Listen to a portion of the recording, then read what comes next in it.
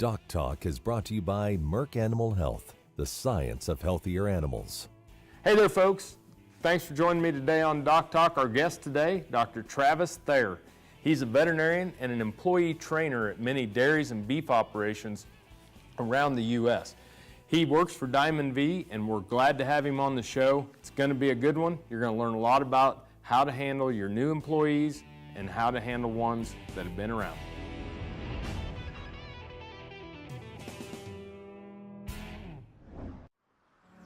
As dependable as the sunrise, in dairy parlors, open pastures, on ranches and feed yards across America. A place where reputation is more than a name, where the science of healthier animals is a way of life. It's the responsibility that drives who we are and what we do. Every decision, every day. It's your livelihood and our responsibility.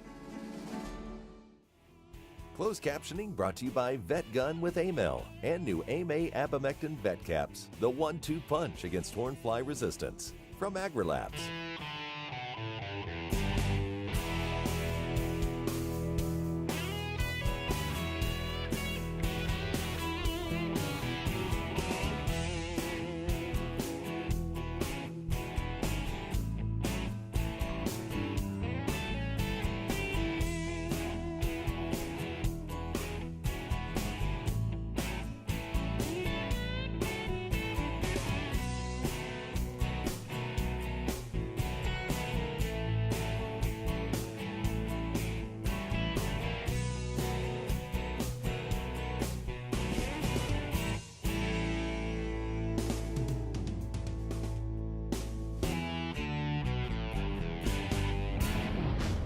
This segment is brought to you by the Beef Quality Assurance Program and the Kansas Beef Council, improving animal care and beef safety for more than 20 years. Hey folks, welcome to Doc Talk, and Dr. Thayer, welcome. Thank you. Folks, this is Dr. Travis Thayer. He's a veterinarian and he is the employee technical trainer for Diamond V. And he's a friend, colleague, someone who has been in veterinary practice, has been around a lot of different dairy cattle, a lot of beef cattle, and beyond. But to have him here today, we're going to talk about something that's pretty near and dear to all of our hearts, and that's employee training, which you're doing on a pretty consistent basis. But Dr. Thayer, talk to me about how this all kind of got started, because it's a neat story. Sure. When I was a kid, I lived on a thoroughbred farm in Southern California, and my dad was a veterinarian and did a lot of different things, but his passion was racehorses, and so I would hang out with the workers and picked up Spanish, and then developed it as a kid, just pure socially. And when I got to college, I started to go on to dairies as part of a work for a mastitis laboratory, and I would tell all the people to not speak English to me and only speak Spanish. And so when I started dairy practice in California, I used the Spanish a lot, training employees. And then in later roles with AgriLabs, supporting cattle vaccines, I would be on a farm and people would complain about an employee. And I would usually have something in my computer or in my brain to talk to that employee about. And so I would go over and take care of that. And then Diamond V wanted a person to do this full time. And sort of their angle on it to begin with was that the yeast metabolite product that Diamond V sells and feeds is a low inclusion product. And so in order for a producer to truly see the efficacy, we want to make sure it got fed right. And so I would go on the farm and train the employees. And it's 99% Spanish. I can do English if I have to switch over, but I usually have to redo a PowerPoint. And that is also morphed. Basically anything protocol driven on the farm I'll do.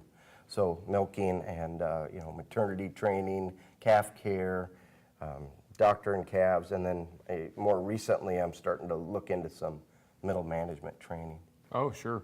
Well, it just amazes me. I love the story, first of all, how you learn Spanish, and it probably helps you with the dialects and different things to that nature as well, and some of the different terminology that morphs as you start to get Spanglish, right? Yeah, lots of Spanglish. And so understanding that, but also that there's a necessity that not only probably has to do with getting something right for the product, but also getting right for the animals. Absolutely. So you know, we're going to take a break here, but how often are you working with people training? Probably 3 out of 4 weeks every month. Really? Out and about on farms and working directly with employees. Great. Well, let's take a break, folks. From Doc Talk, we have Dr. Travis Thayer here. He lives in California. He's a veterinarian. We're going to talk about training your employees, some of his personal experience, and some of the things he sees coming down the road for you, your ranch, your farm.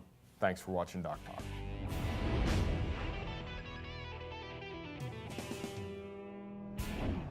Hey folks, Dr. Dan here. Thanks for joining us for our Cattle First Minute, as sponsored by Boehringer Ingelheim Vet Medica. And you know, today's Cattle First is talking about how to run a squeeze chute. And a lot of times when we run a squeeze chute, it's raise the tailgate, drop the tailgate on the head of the one behind, let the calf run through and ricochet off the front of the chute. And there are just some things that we can do to decrease injuries in the chute of the cattle. Make sure that we use the sides effectively to catch. If you have a hydraulic chute, that we use the sides. Make sure that we have the hydraulics not set too high, okay? We want it to be at that 650 to 800 PSI on the hydraulics. But being careful that we don't miscatch a calf by its temples and not adjust it, or if you catch one by the hips and you're out there with the tagging gun in one hand and the syringe in the other doing the cha-cha trying to get it vaccinated, it's best to just turn that calf loose so neither you nor the calf get hurt. If my calves start healthy and stay healthy, I've got a good shot at making money. That is why I trust Clostrix. It gives my calves the protection they need until their own immune systems kick in. Calf raisers trust Colostrix colostrum supplements. Colostrix is USDA licensed and proven effective.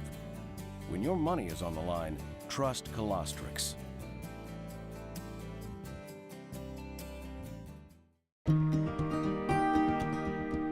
When you're in the cattle business, no matter how much it's a business, it still starts with cattle. It's this basic notion that sits at the core of how we approach things at Boehringer Ingelheim. We understand when you put the cattle first, it just naturally leads to doing the right things. If you want to do well in this business, you start by doing right. Take care of the cattle, and they'll take care of you. Valley Vet Supply is devoted to providing information and professional quality products at reasonable prices. Valley Vet Supply. This segment brought to you by the new Hired Hand Portable Cow Sprayer. For more information, visit cowsprayer.com.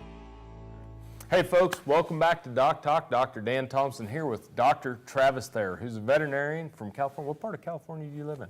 Actually, I live in Oakland, California, by way of marriage. Okay, cool. So he's out of California, out of the Oakland area, and works for Diamond V. And we're talking about employee training. And we were talking during the break. There's 3 types of new employees. Ones that have no experience, ones that have a lot of good experience, and then there's some that have a lot of bad experience, which can be difficult. But talk to me a little bit about training employees and how, you know, do we jump in and hand them a manual? Or, you know, Yeah. that would not work for me. Unfortunately, that's in reality really how it happens. You know, hey, go find that guy with the red hat. He's going to show you around and show you what to do. And we're getting better and better as an industry to invest in that time up front in employees. But onboarding is a really tough thing to do properly. So then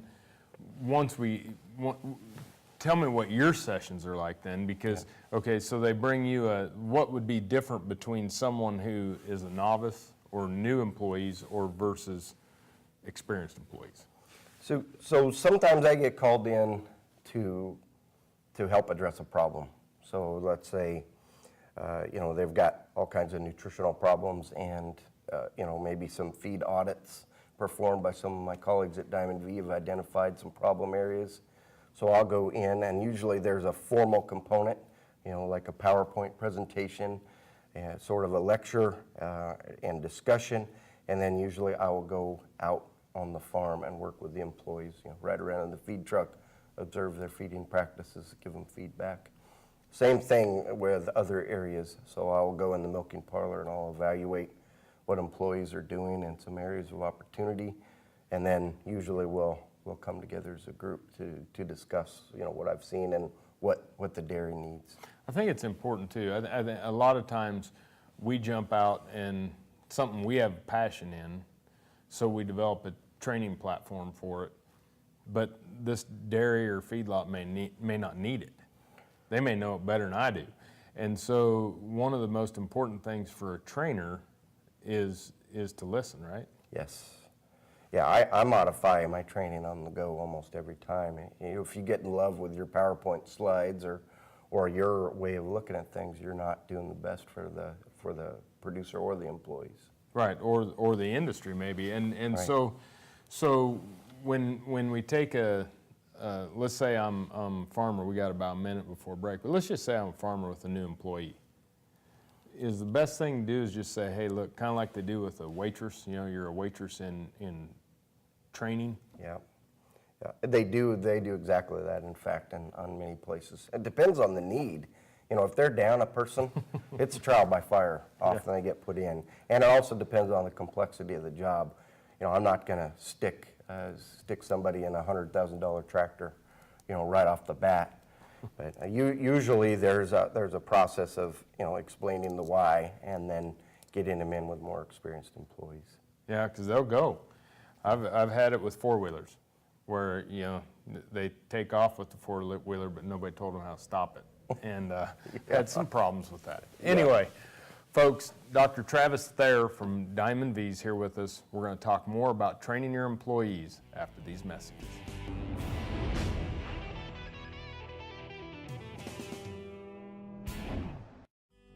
When looking at the number of farm and ranch operations, the USDA Census of Agriculture says cattle and beef production is the largest single segment of American agriculture. The census also says the average age of the American cattle farmer or rancher is in the late 50s. In order to support the continuous supply of U.S. beef, these producers need to do some business planning to successfully transfer their cattle operations to younger, independent producers.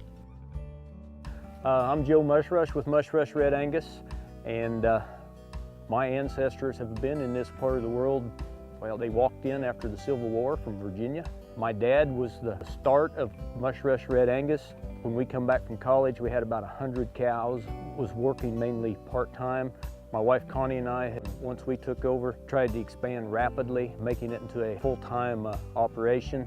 We have told our kids that any of them that wish to return to the ranch, why we would do our level best to make a spot for them. And so far, our oldest son, Daniel, is now back full-time with us, and some of the others have expressed a desire to return, and so we have dedicated most of what we do into creating a spot and making a viable entity for anybody that wants to come back.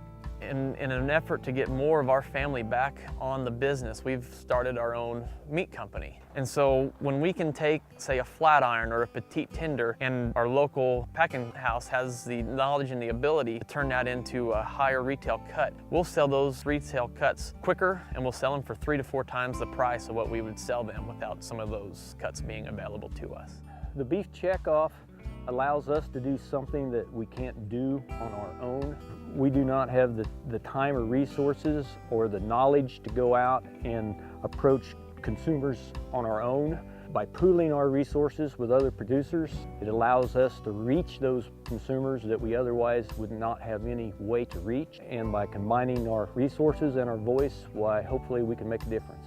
And I hope one day that my children will be here on the ranch. So we need to be able to be responsive to the demands of future generations that we may not even be aware of, and the checkoff helps our industry do that.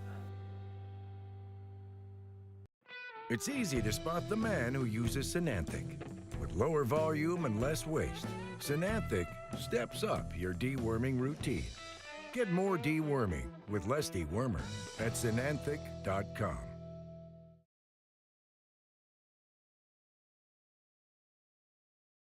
When it comes to stopping horn flies, cattlemen love their Vet Gun. Today they love it even more because Vet Gun now has a 1-2 punch with 2 VetCap insecticides.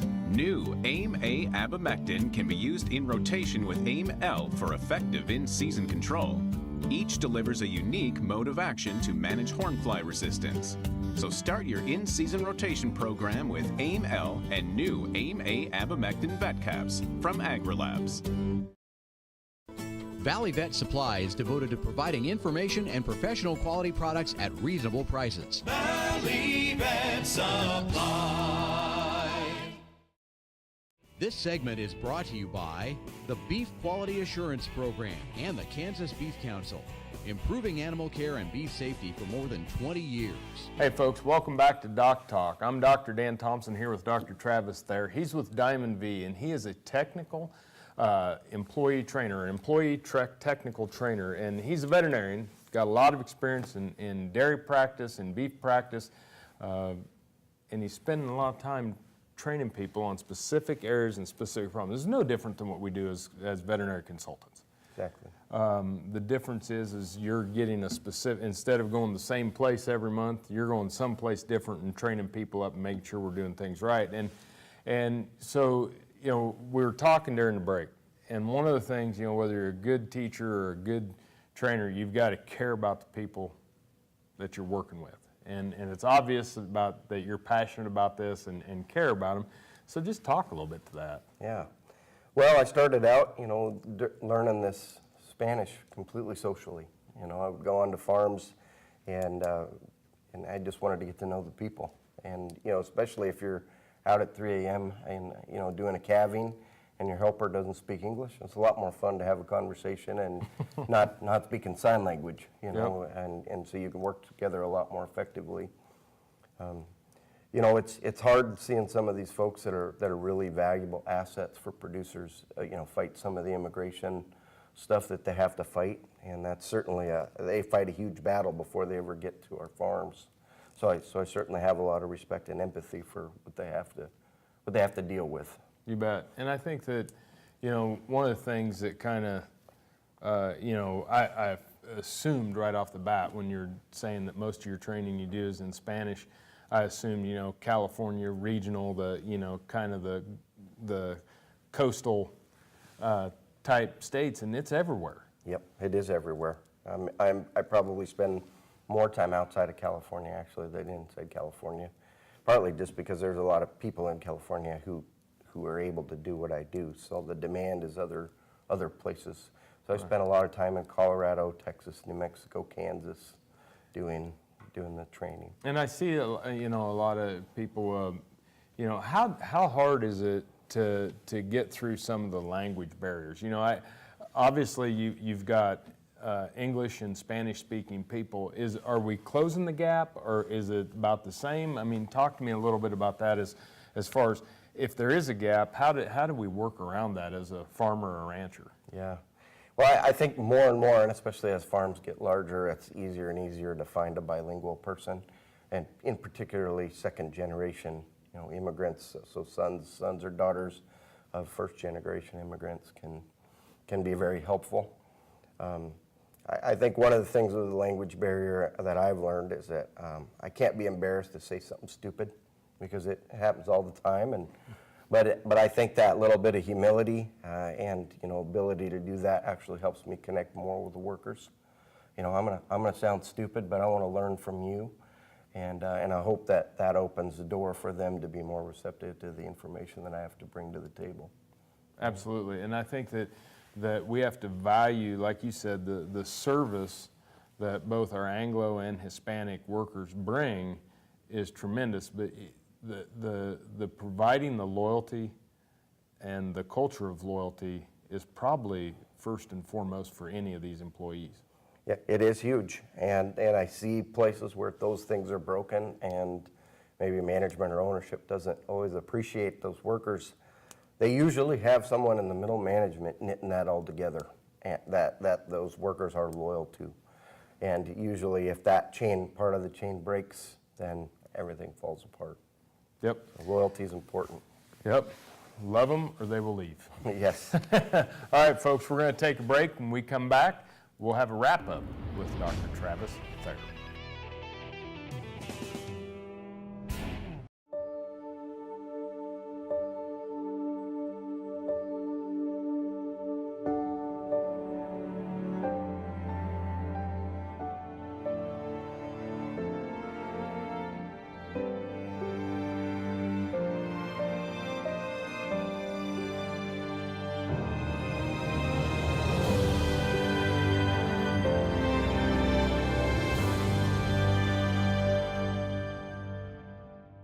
When it comes to stopping horn flies, cattlemen love their Vet Gun. Today they love it even more because Vet Gun now has a 1-2 punch with 2 VetCap insecticides. New AIM-A abamectin can be used in rotation with AIM-L for effective in-season control. Each delivers a unique mode of action to manage hornfly resistance. So start your in-season rotation program with AIM-L and new AIM-A abamectin VetCaps from AgriLabs. Valley Vet Supply is devoted to providing information and professional quality products at reasonable prices. Valley Vet Supply. Some call it a come from behind victory, an unlikely win, a reversal of fortune, snatching victory from the jaws of defeat. This is our moment, our victory dance, because we choose confidence.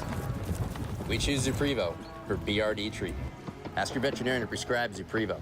Zuprevo is a fast-acting, long-lasting BRD treatment that you can count on to get the job done.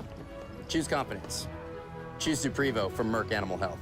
This segment is brought to you by the Beef Quality Assurance Program and the Kansas Beef Council, improving animal care and beef safety for more than 20 years. Hey folks, welcome back to Doc Talk. I'm here with Dr. Travis Thayer, who's with Diamond V, and he is an employee technical trainer. And first of all, kudos to Diamond V for recognizing that this is something that's important and of huge value to the people that y'all work with. And also kudos to them seeking you out as someone to go do it, because you're just a tremendous human being and someone that has a passion for veterinary medicine and agriculture and the people that work in it. But tell me, kind of what is it, we talked about teaching the why. Yep, at the end of the day, really, my job is to teach the why. Mm-hmm. So there's a complex set of procedures that needs to get done, and there's very specific reasons for each step, because what I tell the guys is we don't just go out there and make more work for you just for fun. We don't ask you to do something unless there's a reason why. So, if you give me a sequence of 10 steps and I don't know why step number 6 is there and it's a pain, I'm going to skip it every time. But if you tell me, well, everything will fall apart if you didn't do step number 6 and these are the reasons why, that's really what I do, is teach those guys and gals, why is this important? Yeah, and I can remember too when they say, the cows come to the feedlot, the cows leave the feedlot. Yeah. That's going into our school lunch. That's going into, that's going on our dinner table. Yeah. And kind of explain to the why. And I'd never heard it said that way until you mentioned it. I teach the why, but it's since home. Let's talk about too. The other thing is you can only be one place at a time. Yeah. And there aren't a whole lot of people with your skill sets that are out there. Maybe in California, but where we're running around, we're short on the Travis Thayers. And so, what do you tell somebody when you leave? Well, certainly, I make sure they all have my contact info so that they have questions in between. And sometimes people do use that, especially depending on the level of communication between management and employees, to help settle some work disputes from time to time remotely, or just clarify things. But really, the best situation is there's some layer of management that is going to continue providing the information that I've brought to the farm. So then they'll continue to train on it. So you probably have somebody in there. Obviously, you're talking about having that person that's bilingual, but it's probably important to have somebody on the farm. Yes. That is going to train the new employees, or at least take home these important messages that you're bringing to the farm, so that they don't just die when you walk out the door. And some of that has come in the form of making training videos, for a specific farm. Yeah, well, there's a difference between repetition and redundancy. Yeah. And repetition is definitely good. Yes, absolutely. Well, you're good, and we appreciate you being on the show, and we appreciate all you do. Thanks for having me. You bet. We appreciate you all watching Doc Talk. Thanks for watching us today. Remember, always work with your local veterinarian. If you want to find more about what we do at Doc Talk, you can find us on the web at www.doctalktv.com. Thank you so much for watching us. I'm Dr. Dan Thompson, and we'll see you down the road.